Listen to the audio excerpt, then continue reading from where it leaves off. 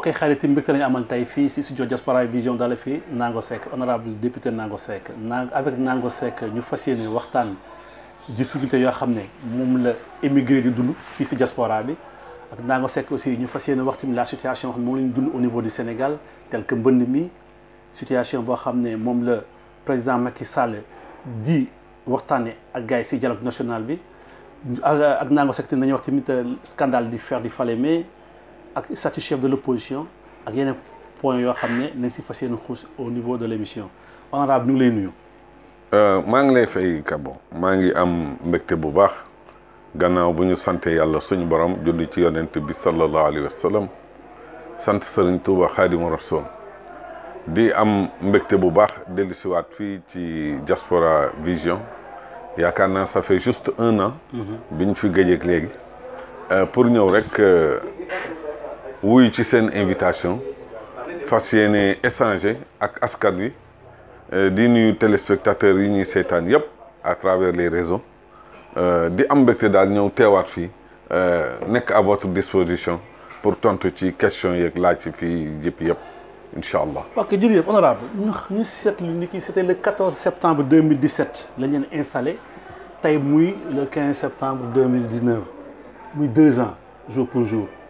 tey yéen en tant que député surtout député diaspora bi ngeen doon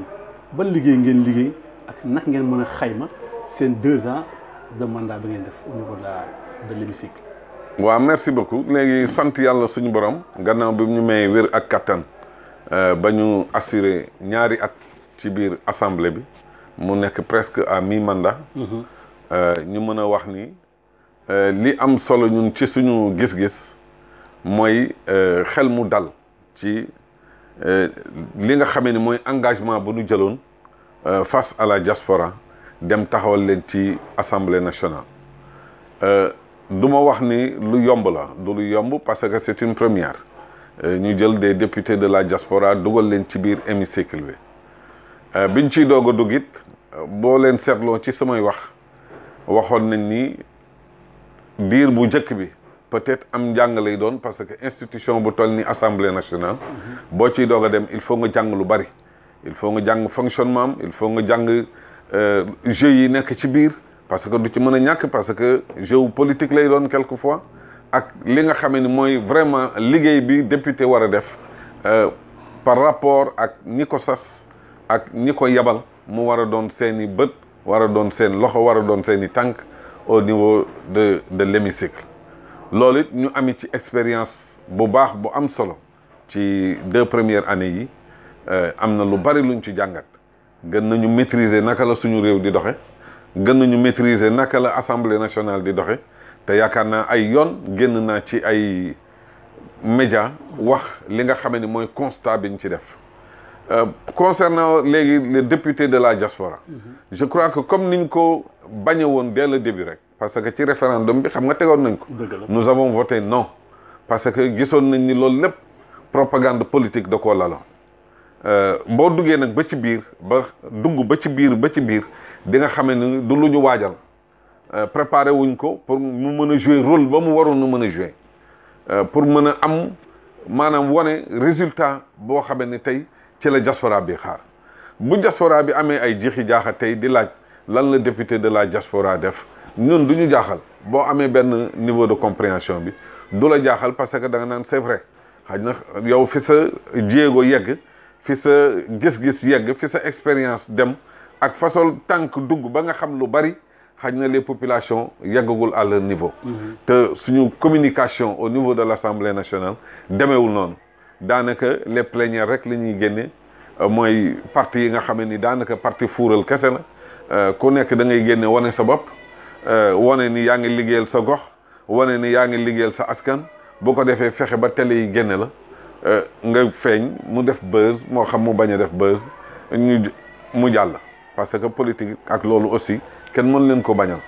sachant que la majorité des députés à l'Assemblée c'est des maires c'est des responsables politiques dans leur zone dans leur région il faut quand même occasion yooyu ñoom ñu approprier wu ko pour mën a extérioriser li ñuy jël comme ñu nit ni ñu koy defee quelques occasions ñu génne ni nous sommes là-bas au nom de la diaspora di waxal diaspora bi di waxal Sénégal parce que kenn mënul wax diaspora bi teg ko teggi fële. des fois di ngeen gis ñu dugg même ci domaine u biir dëkk ba lu xew ci biir Sénégal. ñu dugg ci lu xóot a xóot. c'est parce que ku bëgg a wax diaspora bi rek di nga wax Sénégal Sénégal mënul am ay problème yu taxaw yu tar ñuy xalaat ni ñoom di leen xalaat diaspora à moins que mu doon benn projet wala lu ñu war a exécuter daar ñu def ko mais en général noonu lay demee bu ñu fajee problème mu Sénégal yi mooy law ba biir dugg biir diaspora man noonu laa ko gisee boo gisee quelquefois muy am problème mu communication foofu la tegoo assemblée amul communication bu wér boo xamee ni lañ fay def lépp danañ ko génne wala mu doon lu visible même ci réseau yi parce que la plupart des travaux yi ñuy def ci biir assemblée day doon ci salle boo xamee ni c'est un peu technique par exemple session yu njëkk yi quand je dis les commissions techniques commission de finance nit ñi duñ ko gis te travail bu am solo la bu ñu fay def boo demee nag ci plénière ci la ñuy toog di génne lépp alors que li ñuy def ci commission technique di ko def ci commission de finance moo ëpp doole fuuf moo gën a xarañ li ñuy génne ci plénière te loolu kenn du ko filmer kenn du ko génne à moins que quelquefois seule l'Assemblée nationale moo am enregistrement yi moom rek moo ko mën a génne te da koy utiliser comme ci ay archives am donc loolu nga gis ni muy les députés de la diaspora je crois que man de ci li nga xamee ni moo ñu concerné ñun ñu ngi ciy def li ñu mën kem kattan. parce que est-ce que te amuñu benn incompréhension parce que pas mal de personnes ñu ngi ne ñun gisuñu leen jegewuñu leen dafa mel ni yéen jegew leen population dafa mel ni jegew leen immigré yi parce que incompréhension boobu am njëriñ bi est-ce que tamit yow tey jii d'après li nga ma expliqué lépp ñii leen fal gis nañ tim njëriñ boobu. waaw mais njëriñ bi xam nga aussi du mooy li ma wax rek y a un problème de communication au niveau de l'Assemblée nationale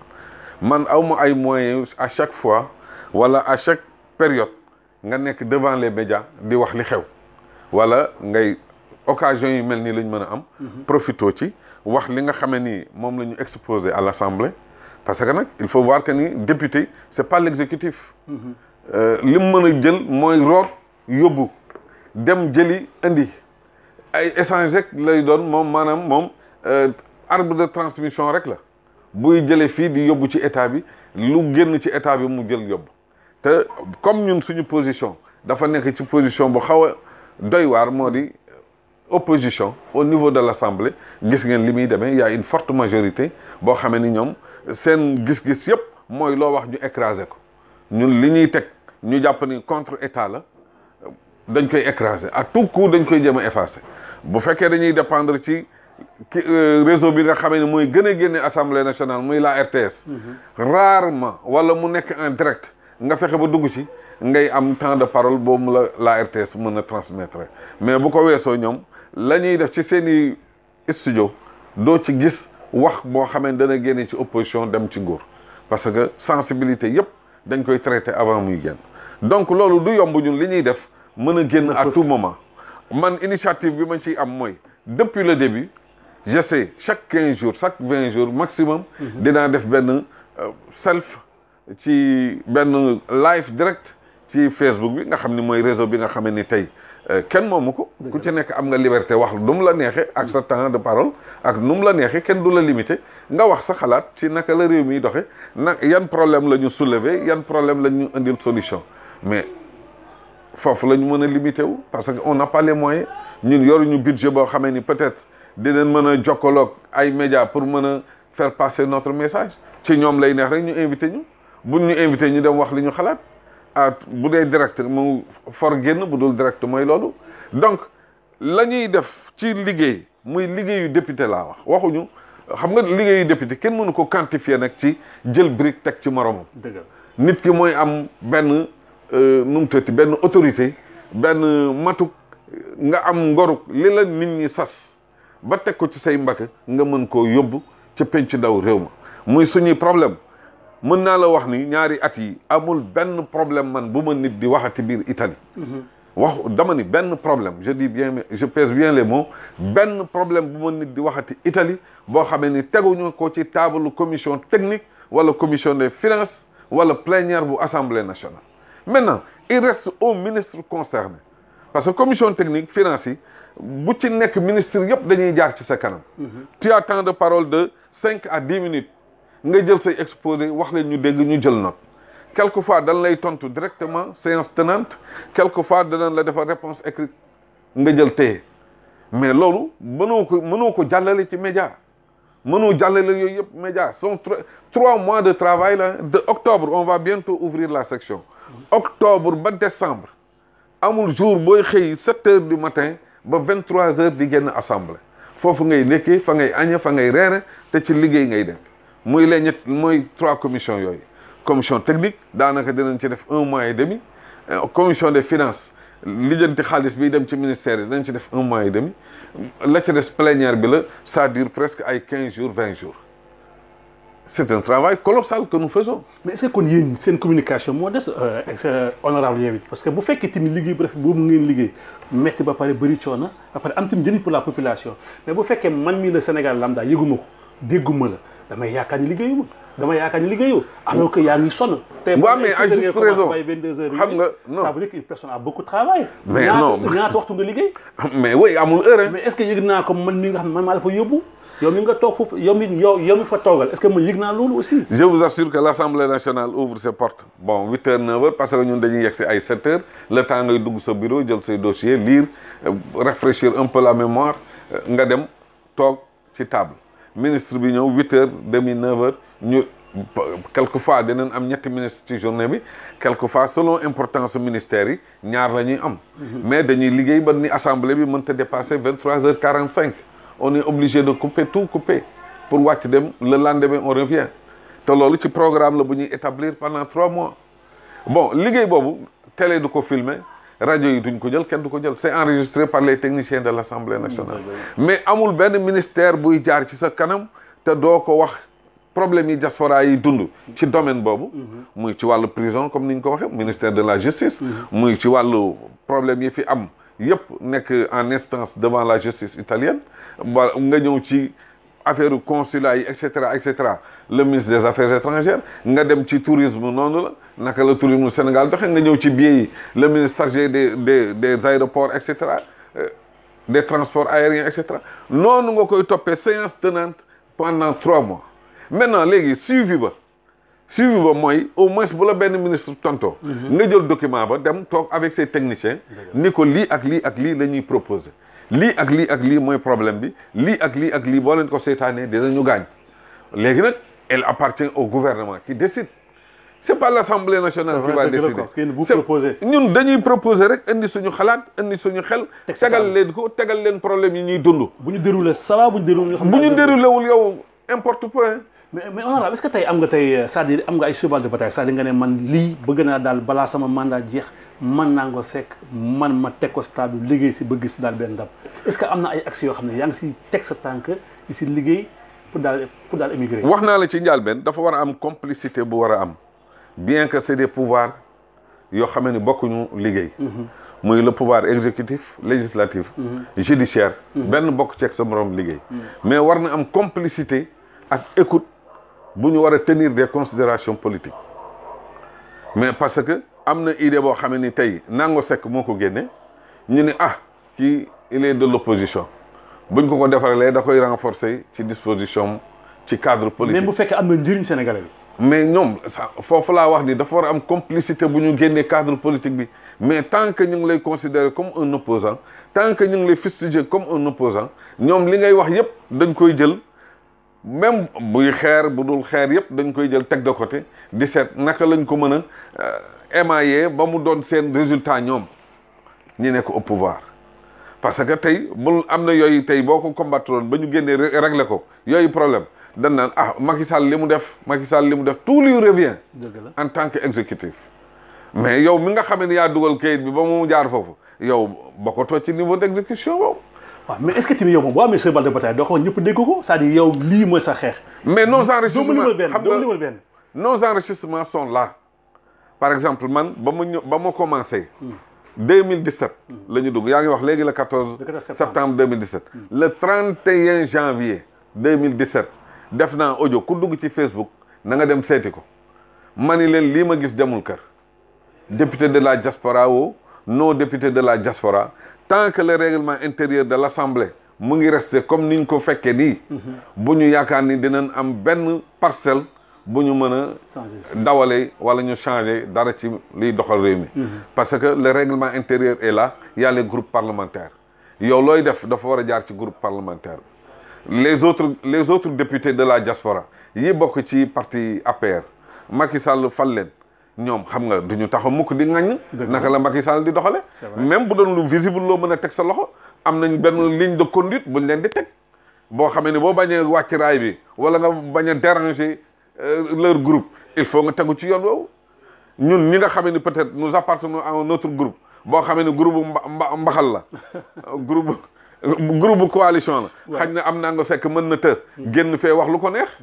keneen génn fee wax lu ko neex mais aussi dafa am ay règles yoo xamee ni mu ngi tegu ci règlement intérieur temps de parole bi lay jox day daggante ci règlement intérieur da ngay gis lu am importance tey war a jóge ci ministère des affaires étrangères wala des Sénégal de l'extérieur nga ñëw ñoom ñu aakimoo les autres députés aakimoo temps de parole bi pour éviter yow nga am temps bu yaatu boo mën a defee sa exposé xam nga loolu jëmul kër. dëgg la là alors le règlement intérieur intervient te boo ko cassé devant Moustapha Niasse dala naan écoutez naa nga xoolal c'est le règlement intérieur hein tu ne peux rien je ne peux rien voilà vous voyez bu ko defee ñun combat yi ñuy mëne moo di tey lu mel ni Italie combien de fois on a crié sur la commission mixte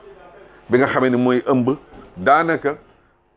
tous nos problématiques mën na ko ëmb wala mu am voie de solution mais doo dégg ñu wax ci doo dégg kenn wax ci te à 1000 reprises ay la loi Bossi-Fini tout ça problématique yi mu ñuy indil mais ñun suñuy gouvernement am na ñu dem ba këru sax loi Bossi-Fini dégg nañ ko mais qu'est-ce qui a changé bañ nañ ko ba muñ demee bay signé sax l'autre fois bi ñu fi ñëwee ñaata yoon leen crier sur le problème de la justice bi Italie demee bay signé ak Sénégal seen benn convention mais ñun ñu ngi woon assemblée yëguñu ko naka la un ministre de la République du Sénégal jógee di signé ak état italien ci cadre justice prisonniers yi fii nu ñuy échanger ay prison wala nu ñuy régler seen problème justice ñun yëguñu ko dañoo xëy rek ñu andil ñu dossier bi ni ça a été signé en mars 2018 et cetera te boobu ñu ngi woon en plein session. fekkewu leen xamuñu sax le contenu. le ministre de la justice bi mu mujjee assemblée nationale je l'ai demandé léegi comme signé ngeen te yëguñu. li ñuy ñaan mooy au moins benn bot sax maanaam benn copie. de cette convention nga xam ne ñun buñ demee Italie di wax. dinañ xam li ñuy wax. ba tey ba démb. fooy dem da ngay dem buntu ministère am di fëgg bunt yi naan dama bëgg lii dama bëgg laa. waaw honorable xam naa daal dañu taxaw toujours si ministère de la justice fu mu nekk nii. parce que gis ni que au Sénégal il y a 37 prisons dafa gars yi tabax fu mu nekk nii. moom lañ am mais ay prisons yoo xam ne dafa war a jël 550 détenus ñu dem ba toll si prison yoo xam ne da ngay gis ba ay 2500 et quelque chose. yan situation ñu gis si situation yoo xam ne dafa doy waar sur les maisons d'arrêt au niveau du Sénégal yow ban jàngat nga am si situation boobu. non situation bu grave c'est inhumain. li am ci prison Sénégal yi wax nañ ko fañ ko war a waxe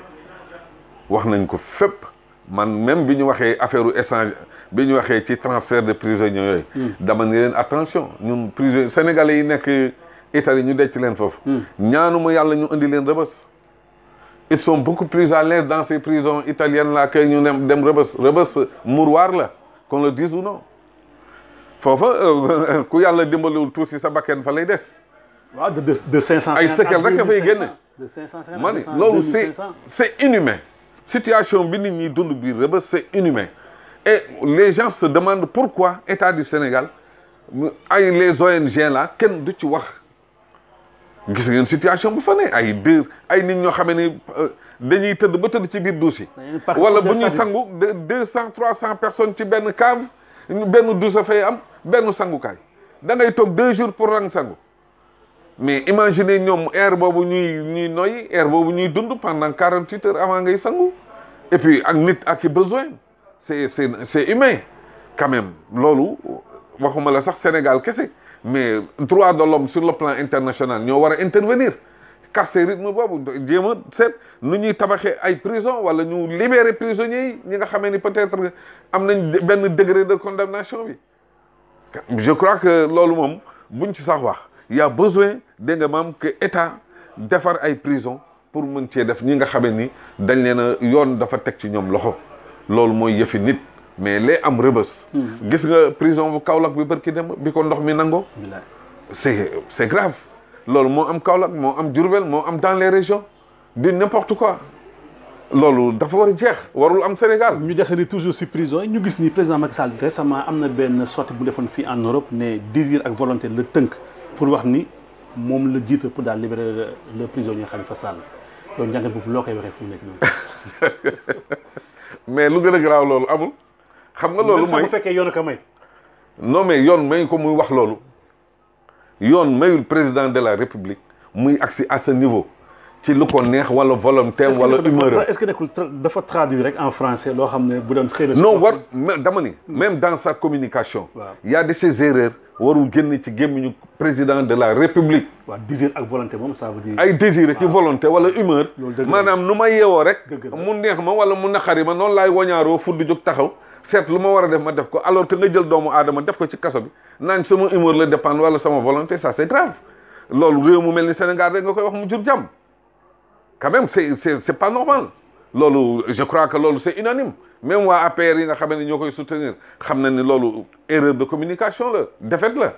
parce que liñ koy jiiñ ñëpp ci Khalifa Sall mu wëlbatiku naan sama humeur rek sama maanaam ni may yeewoo rek mu neex ma wala ma naan ndox mu neex ma laaj café doog a libéré doomu jàmbur c'est grave. mais est-ce que gisoo te Khalifa Sall te moom mu gën a indi toute sa position daal jafe-jafe yëpp bu fekkee président wax na loolu mu wax te nit ñi bëggati mu génn ñu wax ko na nga bind benn lettre rek. nga adressé ko au président de la République ñu gracier wala boog ñu amnistier la. waaw mais yooyu yëpp xam nga Khalifa Sall dafa am ay avocat et puis même bu amul avocat sax moom it yaakaar naa jàng na mais bind ay demande de grâce. mooy avouer maanaam nangu ni liñ la teg dagan na léegi da ngay jéggalu du ko def. kon nag daal mu toog daal prison moom moo gën. moo fuuf parce que au moins dina am liberté dans sa conscience dana xam ni il est libre il est un homme libre. dañ ko jaay doole tëj ko jaayuñu ko doole tëj nañ ko dina rester avec conscience bu libre. ak daal dignité humaine daal. oui tout à fait c'est ça parce que dignité nag kenn du ko jaay kenn du ko maye c'est pas damay seet lu neex Macky Sall rek pour mu libérer ma wala dama na ma dem sama kër rek ma ni damay jaay sama ngor wala dama ko naan baal ma may bind lettre du ma ko def du xalaatuma ko. toujours tim daal ñu toog si biir maison d'arrêt de Rebeuss ñu gis ni kii y a le journaliste Adama Gueye. ñu utiliser le fameux article fourre-tout article 80 la ñuy jàpp la ñuy utiliser pour daal tëj ko si prison pour yow tëj bi c'est normal wala boog daal am na njàngat boo xam ne bu. mais yooyu ñun ñëpp d'accord nañ ci ni gis nga ay article 80 yi. yooyu ci jamonoy Senghor la woon wax dëgg yàlla. bi nga xamee ni day am ay lignes idéologiques ay communisme ay socialiste capitaliste ci jamono yi ñu doon noot maam yi di leen jaay. yooyu la waroon a exister. kon évolution dafa am daal dañu war a évoluer mais article 80 ci jamono 2019 quand même monde de liberté monde bi nga xamee ni réseau yaa ngi toj àdduna bi lu neex waaye wax fu mu la neex waxee quand même ay article 80 dañ ko waroon a dégager au moins mën nañ comprendre ni am na ay lois qui règles yu nu xam yoo xamee ne dañuy défendre l'institution qui est la présidence de la République wala yeneen institutions yi ci topp il faut ñu défendre leen parce que duñu bàyyi n'importe qui mu di ci wax n'importe quoi wala mu di ci wax n'importe comment loolu aussi réew mu organisé dans un état sérieux yooyu amu fa mais quand même ay article 80 nga xam ni c'est manipulable à tout vent parce que nag loi yeeg règles yi ku mu neex c'est flexible c'est élastique mën nañ ko employer comme li ma wax nii rek mën nañ ci indi article 80 développer ko comme nu mu leen neexee avec seen avocat yooyu nga xam ne dañoo xarañ ci comme suñu ministre boobu doonoon tailleur constitutionnel rek nga xam ne luñ leen taay buñ leen jox ñu daggate teg fa mën nañ laa daggateel li nangu sekk wax léegi ba dugal la prison loolu mooy seen métier quand même mais nañu bàyyi xel ni nit ñi dañu war a jouir de leur liberté Macky Sall c'est un président de la République élu des Sénégalais loolu kenn werantewu ko maintenant dayoo bañ ko war a jox tey buy jàll ñun ñëppay costé taxaw bu jógee ñu buy bouger ñun ñëppay taxaw di ko déglu donc cër boobu moom la ko Sénégal amel moom moo amel njukkal Sénégal jëlee leen ci point A war leen a yóbbu ci point B te gisaguñ ci seen bopp. ah loolu moom nangu sa léegi loolu honorable ñun nangul la ko léegi ñu gis actuellement ñu ngi si nawet au niveau du Sénégal inondation am na côté boo xam ne ñu ngi koy dund bu metti bu ñu jëlee cas boo xam ne fa nga dëkk mooy Tëngéej ñu gis ay images ay vidéos yoo xam ne dafa mel ni est-ce que Sénégal la ñu nekk parce que man des fois je me pose la question est-ce que ne ko ay images yoo xam ne gars yi ñoo ko fabriqué teg ko noonu. non mais Tëngéej mën naa wax ni dëkk la bu ñu blessé encore une fois pour la 3e fois Tëngéej. mën li ma ñaari njëkk yi balaa nga wax encore 3e fois bi nii. bu njëkk ba. waaw moo di Tëngéej dafa nekkoon Tëngéej ñu ñëw teg raay bi ci digg bi. mu am division. mu xajjale ñaari dëkk yi. man sama kër maam. bi féete sama wàllu yaay. ci raay bi la nekkoon. bi ñuy defar raay bi lañ ko toxal moo créé quartier bu ñuy wax Fass ca Tëngéej foofa lañ leen toxal man fi ma juddoo yaroo fa màggee fa c'est à 20 mètres des rails kon xam naa li may wax. dëgg la du dëgg. donc bu ñu paree loolu mooy blessure bu njëkk ba. dëgg la ñu indi tegal ñu autoroute à péage suñu dëkk di développé di yaatu Tëngéej xam nga ku ne xam ne ni bordure de mer bi mu ngi doon avancé. dëgg la nit ñi di toxu ñu looloo tax ñu créé quartier Arafat. toxal fa waa Thiawlène waa Mérina ba nit ñi commencé dem di développé wu ci bor boobu ñii nga xam ne ñoo dëkk Jokkul dëkkee Këri Suuf géej gi avancé ñu di leen toxal vers Rufisque 2 bi Mbaye Jacques Diop mujjee dagg. léegi dagg-dagg boobu ñu ngi ñëw ni tareet autoroute à péage bi ci digg bi xotteeti nañ Tëngéej pour la 2e fois nit ñi jooy loolu parce que loolu amul continuation raay bi tëkk na fi. autoroute bi tënk na fii ñu nekk ci benn guuta léegi nag raay bi nga xamee ne au moins amoon na ay pont yu ko traversé ku néew ak ay caniveau yu xamee ne ñooy dégager ndox mi ñi xam Tëngéej xam nañ li may wax lu mel ni pont Règle lu mel ni canal bi nga xam ni toujours boo fa rombee gis fa mbalit moo dagg centre Tëngéej ñu ñëw tegal ñu TER bi sans étude. ah déedéet bu wax loolu. non oui étude bi amul TER bi amul étude. directeur APIX moom. non waxul dëgg. waxul dëgg de. je vous dis carrément waxul dëgg. il raconte des histoires. TER bi amul benn étude d'impact ci Tëngéej dañoo ñëw rek tracé li nga xam ne moo leen intéressé mooy raay bi na jóge tel point yegg tel point nii la war a mën a dawee à une vitesse nii lañ koy couvrir li leen intéressé yépp mooy nu TER bi dawee à vitesse romb Tëngéej di arrêt ci taxaw ci arrêt yi loolu moo doon seen projet du préfet du maire du kenn maire d'arrondissement bu la ci mën a wax benn lecture ci projet TER bi bu amee problème sax c'est le préfet qui intervient le préfet de Rufisque man à plusieurs reprises j'ai été témoin te lii gis nga projet boobu avant ñu koy commencer assemblée nationale laa ko teg ba critiquer leen yuuxu leen parce que xamoon naa bi ñu commencé ni dañuy dégager ñi ñu sosalool kër yi ñu daa foowee ñun dañoo commencé di leen dégager mu fekk ba Tëngéej fekk ñu session ma wax ko fa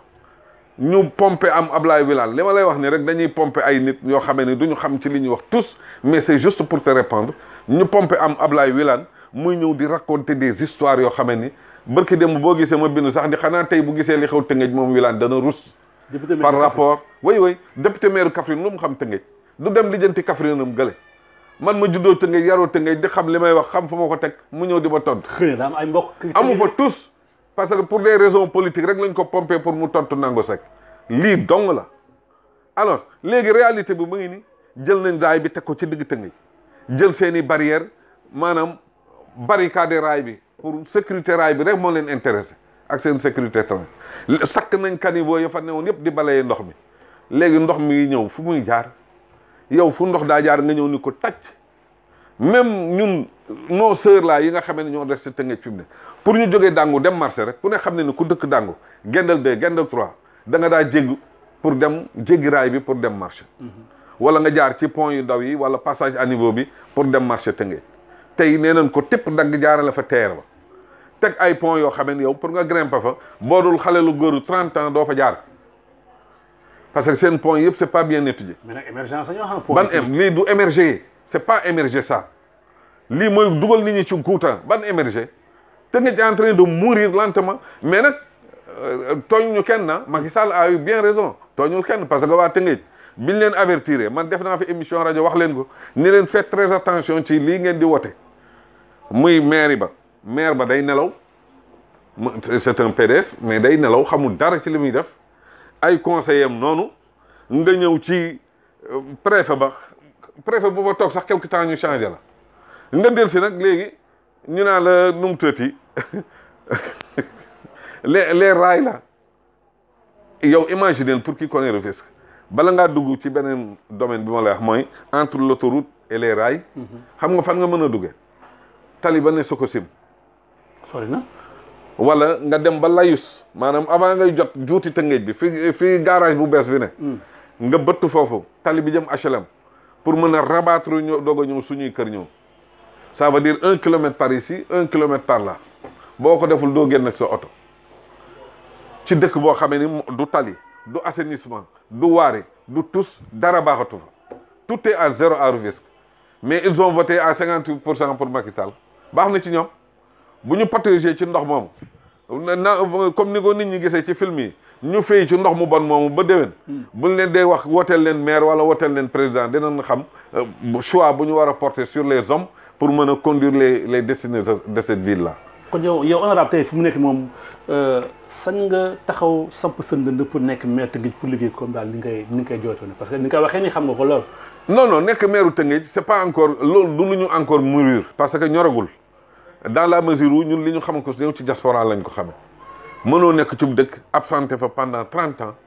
ñun ñu ngi dund fii pendant 30 ans. Ça veut dire que bu ñu demee Tëngéej c'est pour les vacances c'est pour vivre avec eux la famille et cetera et cetera bëgg a ñëw ni cëpp ni da ngay prétendre nekk maire au moins c'est insulter la conscience de ces gens des. non vu li nga expliqué si Tëngéej ni nga ko xamee géographiquement historiquement tey est-ce que tey bu ñu joxoon Tëngéej di nga si liggéey boo xam ne. ah mais oui bu ñu ma joxoon. waaw ah mais là c'est évident hein bu ñu ma joxoon. alors nekkal lay doon. on va transformer Rufisque comme du n'importe quoi dañ koy liggéey. parce que bu boobaa amuuru dëkk bi moo ñuy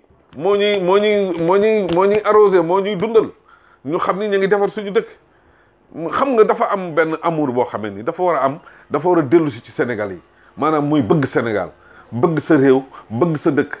te bala ngaa bëgg sa réew nag da ngay bëgg dëkk bi nga juddoo màgge fa yaroo fa man bi may jënd kër taamu ma dem Dakar taamu ma dem feneen ak feneen j'ai choisi Rufisque parce que c'est ma ville natale c'est là où je me sens Rufisque quoi du dëgg demuma ay Parcelles Assainies wala ma dem Wakaam wala feneen ak feneen je suis très bien à Rufisque ma ville natale bu ko defee boobu amour boo ko amee da ngay bëgg yow li la wër environnement bi nekk Rufisque nekk nickel ku ne boo sañoon dëkk ba nga dëkk mooy dàq ci dëkk yi mais engouement boobu la ñu war a demee avant ñuy prétendre nekk maire ça ne veut pas dire que da ngay dem rek di séddale ay teranga di jël nit ñi di yóbbu Makka di jël nit ñi di leen jox ay payoor yoo xam ne du ñu xëy pour lan di fay benn clientèle politique pour ñuy xëy di la waxal pour lan te alal jooju Rufisque budget presque 6 milliards 7 milliards lay am fan la xaalis boobu di dugg boo seetloo les 50% li muy jariñ yëpp mooy fay ay nu mu tuddati fay ay employés yoo xam ne du ñu xëy du ñu gont ay dóorkat rek ñoo fa ne. mais population ba lay fal de. waaw mais non xam nga même méthode bi ñu doon fale maire espérons que cette fois-ci ñu changé ko mu doon suffrage direct ñu mën a fal nag ni Nango Seck mi mooy suñu candidat mooy doon maire moom la ñuy voter xëy na bu boobaa yëf yi dana soppeeku te ñun danañ ci liggéey pour loolu pour que le meilleur candidat jël Rufisque bii di ñëw mais nii mu demee daal mooy comme ni Macky Sall faluwaatee rek ndax nit ñi sëlëm leen xëpp seen bët yi di ay téeméer ak i ñaar téeméer xam nga nag nit koo xiifal juróom-ñetti fan nga ñëw toqal gut doo ci gémmiñ gi boo ko nee neel waaw mu ni waaw. alors malheureusement c'est ça. boobu politique moom c'est à balayer. honorable ñu gis daal la moo tax ñu bëri di poser question la moo tax le président Macky Sall xaar ba second mandat am commencé di wax ay rationalisation dépense état bi pour yow bañ jàngat nga si am. waaw mais du rationalisation xaalis dafa amatul. ah lii moom garaaw na kat. rationaliser wul tous xaalis bi ci boppam la ñu saaxee la réew mi amoon ci budget lekk nañ ko avant les élections tey koo dégg muy tam Aminata Tall du Mimi Touré. waaw dégg nga ko. dégg nañ ko. lu mu ko tamee lekk na xaalis fan la ko def ci élection xaalis budget institution bu toll nii CSS nga ñëw rek ni alors ki ma fi jiitu woon lekk na ko fan la ko jaarale ana administration bu Sénégal ana ministère des finances ana ministère ba moom en quelques mois ba yam mu def rek kus néew ci budget bi ñu ko alloué woon mu mën koo jeexal ba ki topp ci gannaawam fekk fa dara ñu ngi tamante ñoom seen biir il faut se poser la question je crois que vidéo bi ngeen gis muy daw ci réseau bi ma waxoon ci loi de finances rectificative bi ngeen génn dégg ngeen li ma leen wax moo di réew mi bu leen sonn dara amu fi li fi amoon na ko néew campagne ngeen ko utiliser ngeen les moyens de l'État dem séddale ko wala ngeen jël ci ay logistique yoo xamee ni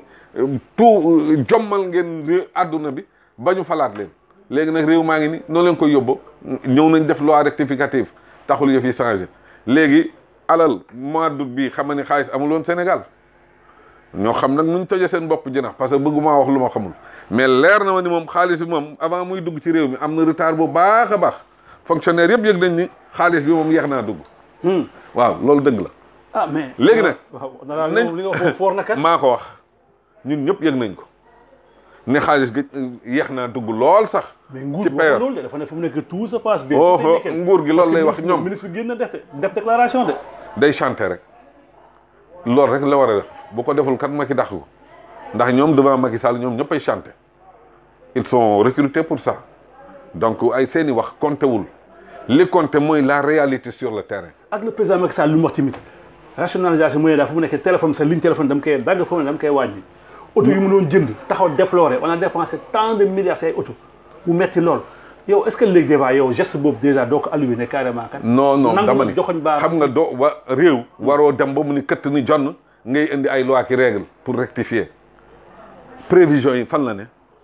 bi ñu fi wootee maanaam loi de finance bi ñu mujjee woote ñu naan yóbbu nañ budget bi à 4000 milliards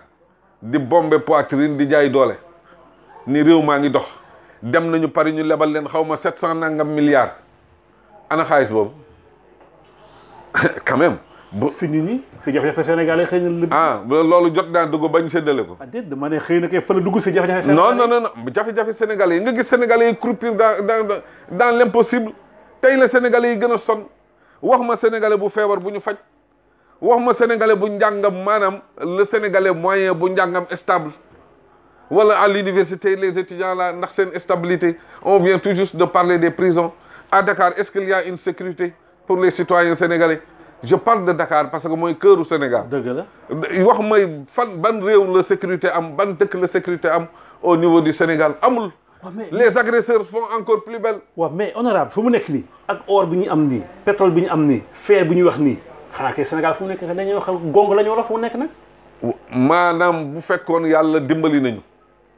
ak li ñu am te ñu am ko ñoo am bu ñu amoon de bons dirigeants patriotes yu bëgg Sénégal di dox tey waxuma la sax Sénégal di dund ci aise mais doomu Sénégal dootul génn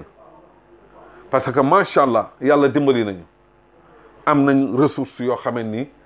wax dëgg yàlla 15 millions de Sénégalais mënuñu koo caxat-caxate muy ci zircon ci pétrole ci gaz ci phosphate ci or ci fer loolu 15 millions de Sénégalais quand même mënuñoo jeexal boobu yooyu yëpp mënut a nekk sa waay je te parle de ay milliards et milliards et milliards mais gestion bi lu ñëw français yi xëpp ci ñun xëpp ci suñu kanam yi ndox wala huile lañ ciy xëpp sax sëlëm ñun toog fay nelaw ñoom ñu buddi lépp yóbbu. mais est-ce que daal duñ ko commencé depuis Abdou Diouf Abdoulaye Wade ba si Macky Sall parce que Macky Sall 7 ans nga sa def si nguur mi. ñëpp a ci am responsabilité boo commencé sax ci Abdou Diouf ca Senghor ngay commencé ñëpp a ci am responsabilité oru Sabodala ñaataat nga di ko dégg. ay tur kese ngay dégg or rek ngay dégg. or kese ngay dégg. doo ko gis sax. waa Kédougou ga muy génne ca région booba ñoo gën a pauvre ñëpp fer bii ñuy wax ku su néew. fa muy génne ñooy gën a pauvre ñëpp. ana zircon bii génne fii ci Ngaye Mékhé nga tàllal ko ba Saint-Louis ana lu mu jariñ waa gox boobu naxuñu leen ay kër yu ñu tabax ci booru tali bi rek taalal leen ay lampe ñu ni gongo alors que ñoom ñu ngi toogoon ci jamaa. ressource mais yéen d'où la nécessité yéen tamit en tant que député tamit ngeen taxaw yuuxu te porté presse. dañ koy yuuxu leen porté presse. dama ni dañ koy yuuxu ba dem boîte vocale mais booy yuuxu ak ci kanam yi dof yoo xam ne ils sont mieux comme ça tëx lu gumba bëgguñoo gis dara lu dul lu neex Macky Sall mais fooy jaar même Moustapha Niasse luy neex Macky Sall rek lay wër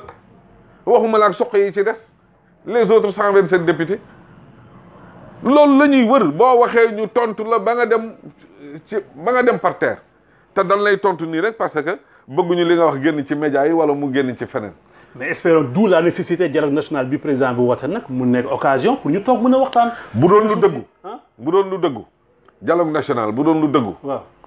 doo xaar ba def li ngay def ba pare naan dialogue national gis nga nit ki. doo ko rey paacoo ko ba teg ko ci buntu bàmmee la naan nañ woote jàmm kan moo dem ki dem ba pare dem na. kon yow cautionné woo dialogue national bi. ban jaru ko jarul dialogue yii yëpp ay jeu politique la jeu politique bi mu ngi ñëw li koy indi. mu ngi ñëw lii ñuy dialogue nii yëpp xam nga fan la jëm. ci waxi 3e mandat bu Macky Sall. président Macky Sall ñemee ko. non mais may ma rek ma ñëw waxi lewatal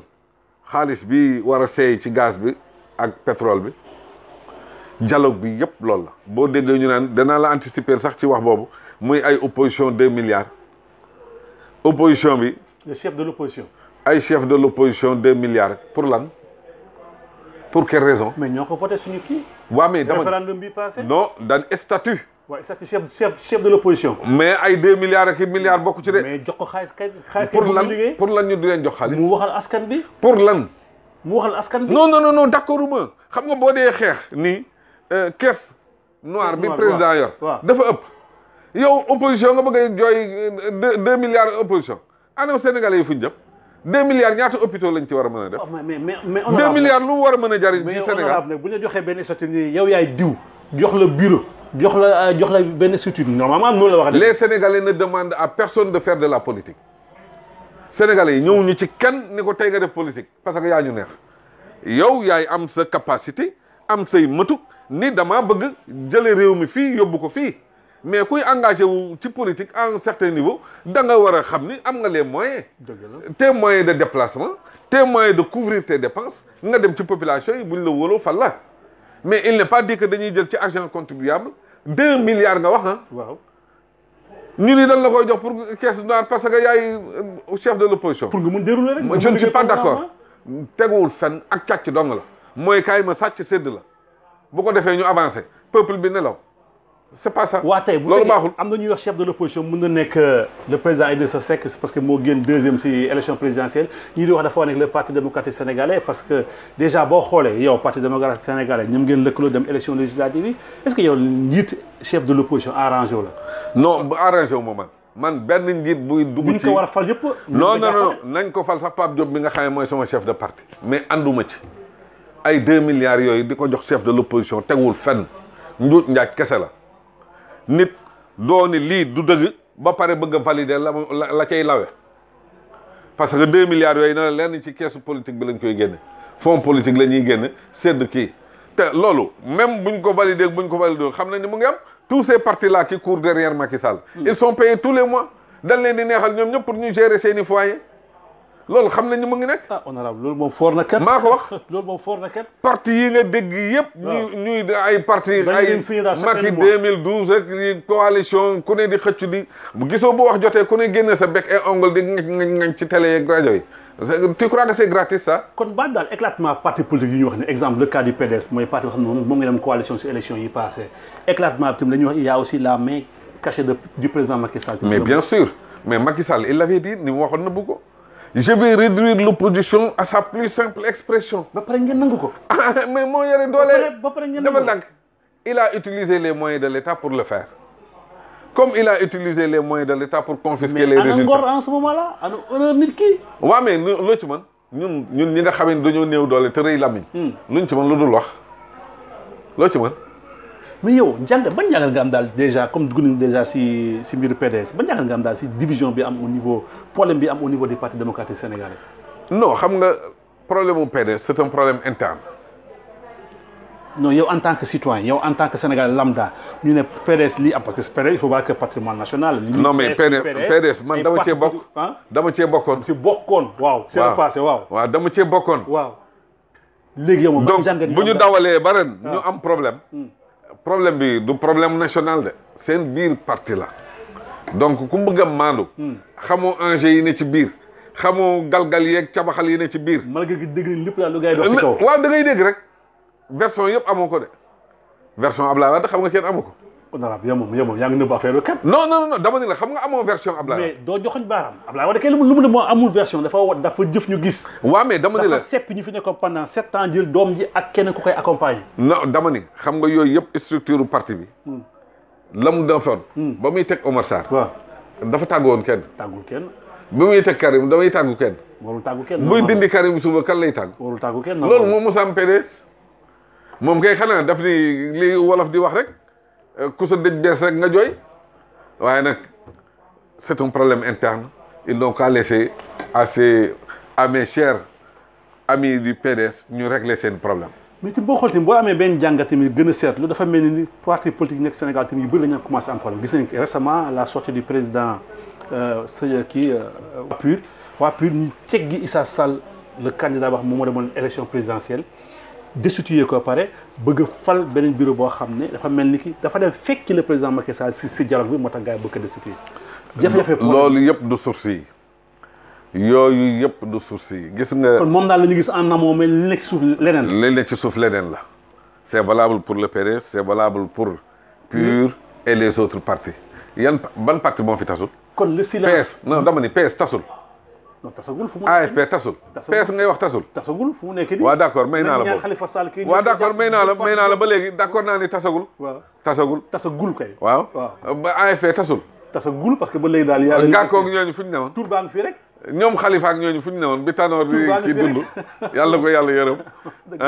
ak ñeneen wax ma ban parti moo fi amul problème.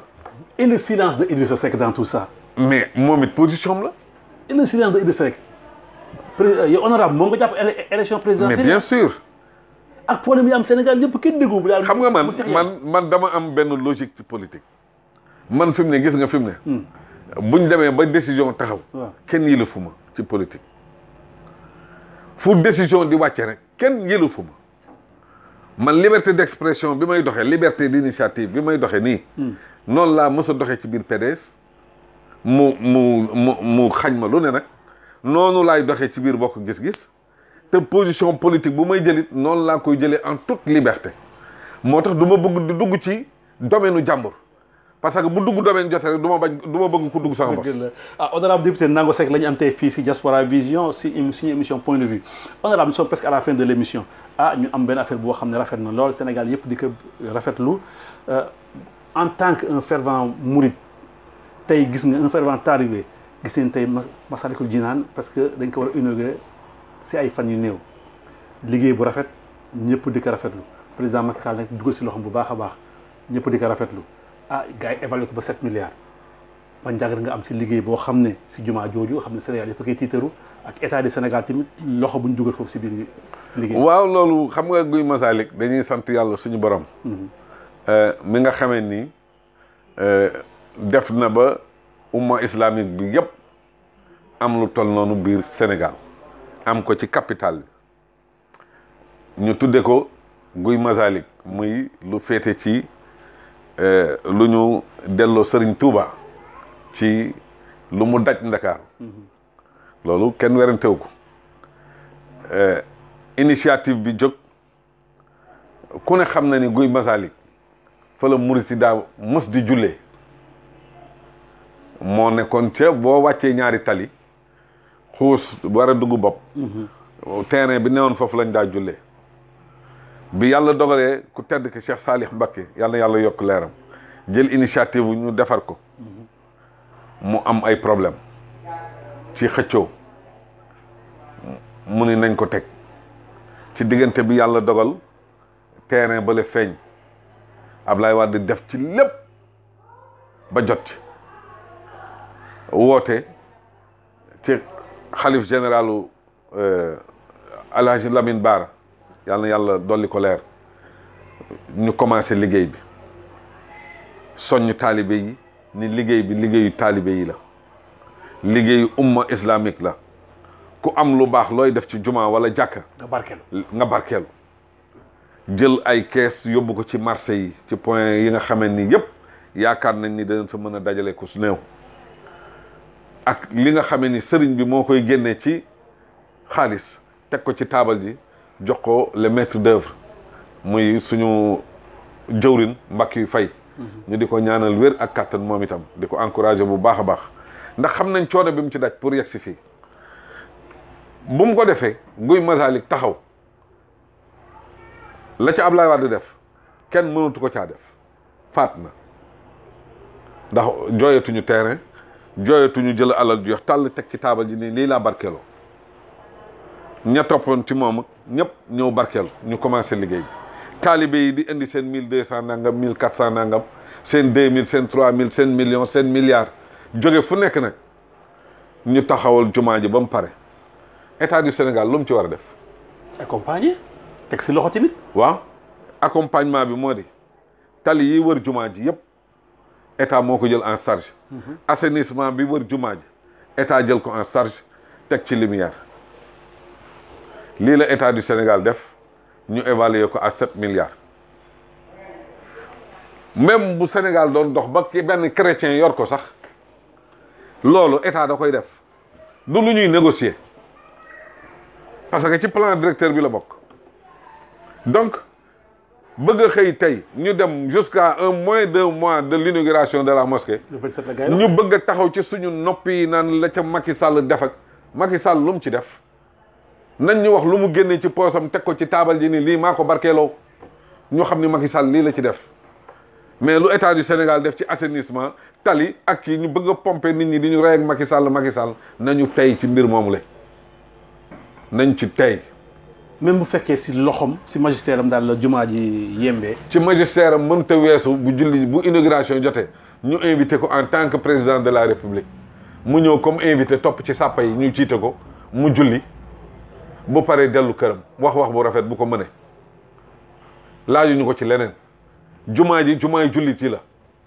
du jumaay politique du jumaay parti du jumaay président benn chef moo fa am muy Cheikh Mountakha Bachir yàlla na ko fi yàlla yàggal du dëgg kon propagande bi boo ko seetloo max ci RTS je vous dis da ngay rus sax dañu bëgg a approprier affaire bi bëgg ko ëmb yóbbu non ñun dofuñu te ku dof yabaluñu nañu tey ci wax ju bari ji Guy Masalik ñëpp a ci ànd rafet na macha allah li ci dem dans sa globalité ëpp na 50 milliards ci digg Ndakaaru lébu yi dajale nañ même lu ñu bari lu ñu yor indi dugal seen contribution chef religieux yëpp def ci seen contribution ndax xam na ni lii bu pare ndamul l'islam la ci diggu Ndakaaru donc nañ ko jël def ko juma def inauguration juma mu yem ca waaye bëgg ko jël bëgg ko def cadre politique bëgg ko pomper nit ñi li ci président Macky Sall def lu mu ci def. non xëy na télescopage day am entre président Macky Sall. non mais ndokk yàlla bu ñu ñëwee daje foofu. bu fa dajee daje fa ak baayam bu bés bu fa ñëwee. waaw yàlla dogal Ablaye Wade ñëw. du def lu dul dajeeg baayam bu ñu nuyoo masala te dañuy nuyoo sax bu ñu fa dajee ndax Cheikh Mountakha nga fa jàmm rek lay dox. bu leen fa yàlla boole ñoom di leen nuyoo di leen jàmm sante jàmm ñëw ci réew mi te li gën ci ñoom ñaan ñëpp mooy teew ak yar. mooy dëgg sax seeni ñooñ yar ña ñuy àndal ñëpp ànd ak yar xam ni kilifa teew seen kanam. muy la xalif général des mourides ak adduna bi ñi mu invité ñëpp ñu war faa teew avec les autres représentants des xalif loolu la ñuy ñaan Sénégal loolu ñu bëgg Sénégal mais bu nu jël liggéeyu jàmbur sama dërëm dem ci sa dërëm dem ci dërëmu keneen dem ci ñu dem ba ci cëppaandaw nga bëgg ko moomale benn nit du jàll. boobu message du jàll. Honorable, nous sommes presque à la fin de l'émission émission bi jeex na fu mu nekk sax pour dire la vérité lan ngay tàggatoo ak mbokk yi ñuy seetaan. waa tàggatoo bi yëpp moo di ñun dey du ñu mës a fàtte li ñu fal moo di nekk ci terrain bi di liggéey pour la communauté. suñu engagement ci communauté bi yaakaar naa kenn du ko werante parce que nag yàlla daf ñoo dimbali ba ñu jaar ci échelon yu bari du ci association du ci daayira du ci leneen donc am nañu ndimbalu suñu borom ba bu ñu demee à un certain moment ñu indi député de la diaspora yàlla mi dara tëwul ñu natt suñu bopp xam ni war nañ koo mën a def ñu dugg ci Sénégal yépp jóg taxaw nit ñu yowa loolu gor gu ko fàtte doo gor nit ku ko fàtte doo gor kon loolu mënuñu ko fàtte te lépp commencé Brescia ngi donc aise bi ñuy doxee ci biir dëkk bi noonu la ñu bëgg heure bu suñu mandat jeexee ñu continuer doxe noonu xam ne mission ba ñu dénkoon même buñ ko deful nañ ko bëggee def nañ ci kem kàttan la ñu mën ndax yeneen génération ñooy ñëw ñoo ñuy remplacer te ñu ngi ñëw yàggul mandat 5 ans la yàlla moo xam dinañ ko renouveler duñ ko renouveler loolu mbiru suñu borom la jotagul mais buñ ca yeggee génération yi ñëw dañuy ñaan ñun fa ñu yem ñoom ñu jël ko yeggali flambeau bi comme yéen ni ngeen jëlee association bi dañ ko yoroon bi ay jeunes ñëwee ñu xam ne ñii xarañ nañ war nañ koo mën a yor ñu deltu gannaaw nekk seen gannaaw bàyyi leen ñuy doxal te yaakaar naa ba léegi mu ngi dox député de la diaspora yi nii lay doxee ala kulli haal buñ changé wul constitution bi dindi ko wala ñu yokk ko yàlla nañ leen gën a yokkal ay grade yoo xamee ne ñun moom la ñuy jooy pour ñu mën a nekk à l'aise ba mën a réaliser li nit ñi di xaar ci ñoom loolu la ñuy ñaan suñu borom yàlla xam na ko parce que ñun ay cobaye lañu nous sommes là à ratisser le terrain buñ ko ratisser nag ba mu leer ba ñuy ñëw war a mën a tegu ci chaise boo xamee ne la ñu wax danañ leen déglu danañ ci jéem a taxaw pour régler les problèmes de la diaspora mais néew ñu ñun en 5 ans ñooy ñëw changer les données pour ñu am résultat tout de suite parce que expérience bi ci ñun la commencé noonu mu commencé ci ñun nag loolu lañ mën a amee humilité woyofal ko suñu bopp ba bu ñuy joxee lengay yeneen député ñu jàllandoog moom yooyu def ko à cœur ouvert yàlla nañ ci yàlla yóbbu ak jàmm. amiin ndax loolu mooy doomu aadama amul lu dul jeex ci àdduna. poste député c'est pour 5 ans. ñun ba ñuy servir communauté beeg léegi ça fait 30 ans kon xoqataluñu léeg-léeg nga gis ko naan léegi da ngay noos da ngay def ni ñun bañ dalee noos boobu nekk ñu député. dëgg la te loolu ñi ñu dëkkal xam nañ ko du ci député lañ solo costume du ci député lañ dawale 4x4 du ci député la ñuy dugg avion du dëgg. donc passeport diplomatique bi ñu yor sax amaluñu benn njariñ amalul suñu njaboot benn njariñ que ça soit clair parce que Sénégalais dafa gaaw a gis boppam ci ay maanaam ay superficie yoo xam ni du dara loolu du dara le bon opérateur qui est là qui travaille correctement dans ce pays gagne comme le député loolu la nit ñiy fàtte fii du Sénégal gi nga xam ne da ngay nekk dans un petit village wala nga nekk un Ablaye Wilane nekk un pauvre type Kaffrine ñu def la député nga commencé yor passeport diplomatique di dem ak a ñëw bëgg nga ngañ ñi ci des amut fii ñi nekk fii ci cadre bi yëpp ñoo fi méngool jamono ñu nekk fii ci dëkk bi di liggéey ñoo ëpp salaire fuuf député te li may wax xam naa ko donc du ay privilèges yu ñu yor di glorifier wala di dem ñun on est tranquille man boog wóor na Serigne Touba ni je suis plus tranquille que jamais parce que le travail que je suis en train de faire je le fais avec une tête libre buy xalaat bëgg a amal njariñ askanam loolu bu ma ci yàlla dimbalee dara nekk mais nekk fii di chanter que di ma bëgg a raconter ay histoire naan koo dajal mën la gisuñu suñu bopp ci sa député gi y a rien à gis man mënuma chaque 15 jours chaque 20 jours au grand maximum ma toog ci rete bi wax ak àdduna bi yëpp li ma xalaat ak li ma xalaatul li ma gis assemblée ak li ma gisul li ma bëgg ci réew mi ma wax ko dina bëtu mënul nekk le réseau est libre Facebook moom du rajo kenn du télévision kenn te pourtant maa ngi ci 24 heures sur 24 je réponds à toutes les demandes question bu ma nit posé je t'appelle wala ñu échanger ci àdduna bi yëpp nag je dis bu dee wër nit ñi je di profiter sax di ñaanal Cheikh Mamour Mbacké Mourtada ndax ci biir liggéey boobu aussi ci la lii ñëwee ci la député gi ñëwee ma ànd ceeg moom j'en profite di xam li xew ci àdduna bi yëpp bërki démb laa jóge Espagne ci suñu juridiction la bokk j'ai fait le tour de l'Espagne avec le marabout bu ma demee foofu dinaa déglu nit ñi dinaa gis seeni conditions yi ñuy dundee man du ma dof dinaa recueillir au moins ci quelques présidents association seen xalaat ci naka lañ gisee mbir mi naka la diaspora bi doxe moo war a léeg-léeg ngeen gis samay réaction ma ni il faut absolument un consulat à Barcelone il faut un consulat ci tel dëkk il faut des passeports tel dëkk loolu lan moo ma koy jox lu dul nit ñi ci réseau bi lañ may joxe les informations ma analyser ko donc ci mën a taxaw mais nag honorable suñu waxtaan moom xam naa du jeex fii bi du mës a jeex parce que li il faut ñu toog yoon yu bëri ñu gën a waxtaan parce que ñi tant que gisuñu la dégguñu la xëy na duñu comprendre man fekk maa ngi ci dëkk bi tey fu mu nekk nii jàpp nañu indi teg la fii nañu soo ñëwaatee nañu indi tegaat fii waxtaan bi gën a amul ñëwaat bu leen neexee suba ñu ñëwaat fii non dañuy kii ay yoon yoon voilà li ci nekk mooy saa bu ñu la soxlaa si ay questions essentielles dañ la war a toog fi laaj sa point de vue ak daal sa gis-gis Ablaye Wilane nag nga bàyyi ko sa waay la sa mbokk la waaw mais dama ni man je donne l'exemple sur lui rek parce que il a été un peu dëgg la nu mu tuddati mais dama ni man bu ma duggee Italie je mets mon numéro d'Italie sur Facebook loolu moom leer na ñëpp def ko ci WhatsApp ne egsi naa waaw ni leen maa ngi ci dëkk bi dëgg la egsi na bu ma ko génnee bu ma wàccee Ndakaaru bind sama numéro Sénégal ni man nëbbatuwuma waaw dëgg leer na nañu donc wax dëgg yàlla ouverture boobu je peux pas faire plus j'ai pas d'autres moyens c'est vrai parce que à part le salaire de député amuñu beneen moyen dégg naa barki dem mu ñuy wax ci rajo bi naan dañ leen di jox seen i billets suñuy billet d'avion yan billet d'avion yan ñàkk xam la honorable un billet aller pour nga dem ubbi session bu tëjaatee nga retourner un billet de pour fermer la session man ñaata yoon laay dem Sénégal ak ñëw à mes propres charges mais quand même nit ki bu xamul dara da ciy noppi occasion dina am prochainement voilà lu ci am rek ñu leeral ko comme ñëpp ñu kontaan di gërëm waa Diaspora Vision di jégalu bu baax ci xaj na léeg-léeg ñu wax ba débordé non c'est normal mais loolu yëpp xër gi la dëgg la dëgg la ak bëgg leeral ak amour bu ñu am ci suñu naataangoo yi di dalal seen xel nag saa su ne ñu ngi ci ab liggéey du liggéey boo xamee ni da ngay xëy peinture tey mu weex ñu gis ni dafa weex wala nga peinture mu ñuul ñu gis ni dafa ñuul liggéey la boo xamee ni conscience la laaj ak engagement loolu yaakaar naa doy ci nit ñi moo tax ñu fal ñu te loolu duñ ko mës a réere mbir di gërëm ñëpp di sant ñëpp ku ñu tudd ak ku ñu tuddul ñëpp nañ yëg ni daal man Nango Seck mi newoon fii 89 ba 2017 2019 benn Nango Seck boobu ñaanuma suñu borom